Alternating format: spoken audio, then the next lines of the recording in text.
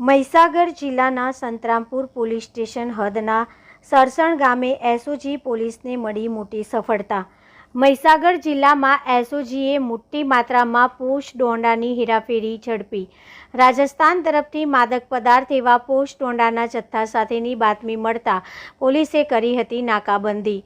સવારે 8 વાગે સફેદ કલરની ટાટા હેરિયર ગાડીને રોકતા ચાલકે ગાડી ભગાડી હતી।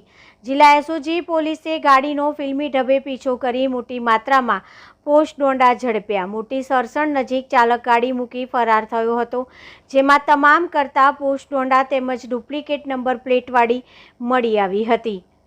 ટાટા હેરિયર ગાડીમાં અંદાજિત 248 કિલો જેટલા પોશ ડોંડા, જેની અંદાજિત કિંમત 37 લાખ માનવામાં આવી રહી છે, અને ટાટા હેરિયર રિયલ ગાડીની કિંમત 10 લાખ, એક મોબાઈલ અને 5000 રોકડા મળી આવ્યા હતા। કુલ મુદ્દામાલ 47 લાખથી વધુનો મળી આવ્યો છે। મોંઘી દાટ ગાડીમાં થતી માદક પદાર્થની હેરાફેરીમાં પોલીસની મોટી કાર્યવાહી। ગાડીમાંથી 7થી વધુ ડુપ્લિકેટ નંબર પ્લેટ પણ મળી આવી હોવાનું અનુમાન। અગાઉ પણ આ જ રીતે મહીસાગર જિલ્લાના અલગ અલગ વિસ્તારમાં મોંઘી દાટ કારમાં પોશ ડોંડા ઝડપાયા હતા।